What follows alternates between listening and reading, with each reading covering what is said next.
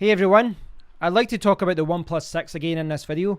I talked about it when it was announced and talked about the specs and all that, but I've been chatting with my friend Kevin about it. He had the 3T, but he's now upgraded to the OnePlus 6 and it arrived yesterday, so I've been talking about the phone to him, so I want to throw out some of my thoughts out there.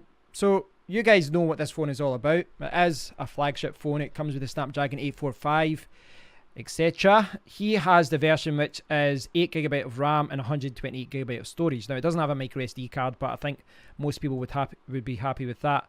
Now that price is for that kind of phone, it's a fantastic price. So, you know, I did talk about the Honor 10 coming out at £400, which is an absolute bargain as well. But you know, you can't discount this phone. The OnePlus is definitely one of the better flagship phones that are affordable. So yeah, there's a lot to love about this phone. Now, I bought the OnePlus 5 last year, and I did what most reviewers do, and I kind of nitpicked a little bit. Overall, I loved the phone. What I did point out was I compared the camera to the camera on this HTC U11. This got quite a lot of awards for having a fantastic camera for photos and for video, and I felt the OnePlus 5 at the time was just a little bit behind. But overall, very happy with the phone, especially when you consider the price. But I think there is a habit of reviewers to nitpick, like I say, and some of the top review websites are very, very bad for this. My friend who bought the phone, he sent me a link to this on Twitter, my friend Kevin, and he sent me this one, and this is a review from The Guardian, and they talk about the price. £469 phone feels like a bargain. So they give it 5 stars.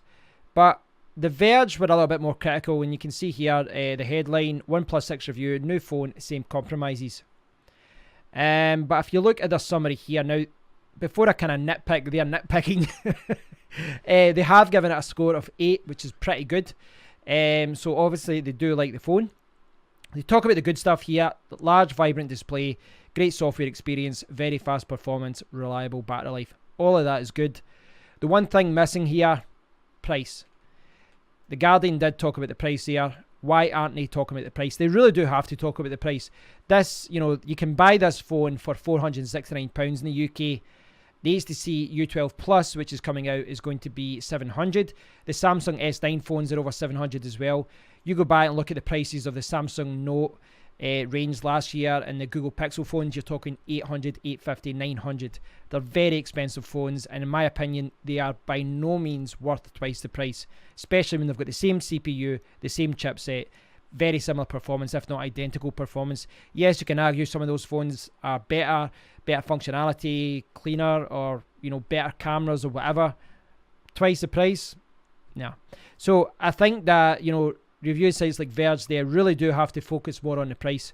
Now, if you look at their negative points, or the bad stuff as they point out, they've got average camera, no support for Verizon or Sprint, not truly water resistant, it's big and slippery with no option for a smaller model. Now, what I would say about these points is, right, I'll kind of nitpick them. As far as average camera goes, well, I don't think that's fair. I think you have to take it into perspective, because what they're doing is comparing it to other flagship phones. I've looked at photo samples, I've looked at video samples. I haven't tested it myself, but I don't think by any means this has a bad camera. I wouldn't even say it's an average camera. I think it's got a very good smartphone camera, but obviously it's maybe falling a little bit behind the Huawei P20 Pro and the Samsung S9 phones. So average is maybe a little bit harsh, but what they're saying is the camera isn't the strongest point when compared to other flagship phones. And that is something you have to remember. They are comparing this phone to other flagship phones that are £200 or maybe £300 more expensive. But yeah, perhaps that's a fair criticism, but maybe the wrong word to use here. No support for Verizon or Sprint. Yeah, it's not an issue for anyone outside the USA. Not truly water resistant.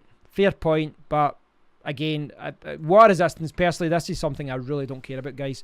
Really don't care about. As long as it's, you know, if I ever drop it in a sink or a toilet or a bath or something random like that, as long as I can just quickly pick it out and it's okay, fine, because I'm not going to use this underwater anyway.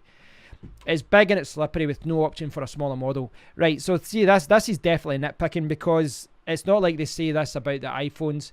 You know, when the new iPhone comes out, they don't say, oh, I wish there was a smaller model. Granted, they do have the SE, but that's a different phone.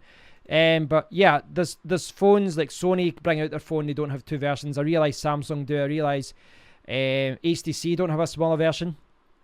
Now they've just got the Plus version. So I think this is nitpicking. As far as it being slippy, I would agree, it is slippy. And it's something I said about the OnePlus 5 last year.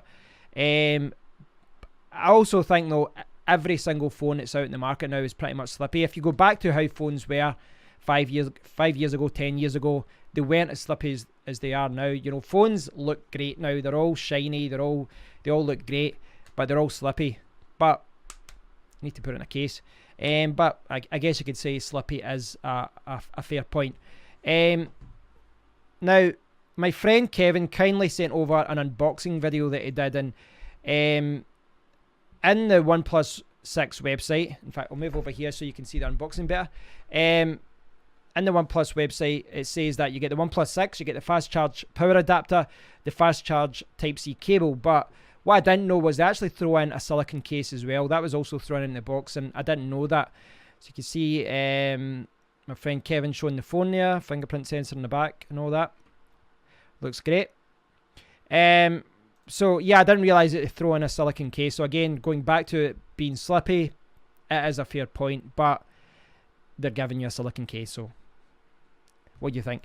The other thing that I was talking about with my friend Kevin was the size of the phone, and this is something that I think we kind of forget. You know, that phones are, I would say that phones are pretty much the same size as they were a few years ago. Pretty much. There are a few phones that have got a little bit bigger, but by and large, it's not like the jump, you know, when you saw the iPhone 4 to the 5 and, you know, that kind of period of time when phones really got bigger. But my friend sent me a picture he'd taken. He took of his OnePlus 3T right next to his OnePlus 6. So the OnePlus 3T came out November 2016, I believe. So it's, say, 18 months or so, year and a half. And the OnePlus 6, as you can see from this picture, I'll move to the side again. You can see from this picture that the OnePlus 6 is a little bit bigger. Not by much, but it is a little bit bigger. But the next picture he sent me, this one, look at the difference there as far as display area. That's insane how much more real estate you've got on the screen there. They've removed the large bezel at the top. They've removed the bezel and the fingerprint sensor and all that from the bottom. You've just got this huge, large display. And I know, and I've said this a few times, a lot of people don't like the notch, but when you see these two together and you see the extra room that you get because the notch is there, it's pretty impressive. But again, if you don't like the notch, you can, you know, it's in the software, you can just add a black bar. So I don't think that's a problem. That isn't really related to the OnePlus 6 per se, because, you know, I think if you look at any phone from this year compared to 2 years, but it was a point worth noting. So I was chatting to my friend Kevin about all of this. I thanked him for sending me the unboxing video, and he loves it. He absolutely loves it. He you know, and this is the thing. I kind of talked about websites like The Verge kind of nitpicking, and that's their job. They have to do that. They have to kind of really dive deep into reviews and show you exactly what it's good at compared to other flagship phones. But, you know, from talking to friends, to talking to anyone I talk to about phones, I would say that 95% of the people out there aren't really caring about the little nitpicking that they're doing. I would say the vast majority of people would be as happy with a OnePlus 6 as they would be with a Samsung S9 or whatever. You know, most people aren't really caring whether a phone gives you like say a phone that gets like a 90% score on DxO Mobile for the photos and videos compared to one that gets 92%. You're really talking about minor differences there. So yeah, I still haven't tested it myself. I've looked at a lot of photos, I've looked at a lot of videos. I'll try and get a test of it at one point.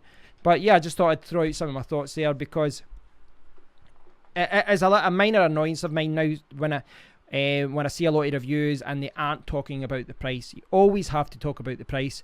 The fact is, you could buy 2 OnePlus 6s, you know, if you get the 64GB version, 2 of those for the price of one of the Pixel XL phones that come out over the last few years, the original, the second version. Is a Pixel 2 XL worth 2 OnePlus phones?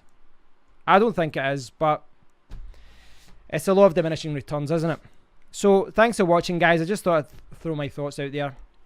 Just kind of spew out some of my thoughts. Let me know what you think about it. I'd love to hear from those of you that are thinking about getting the OnePlus 6.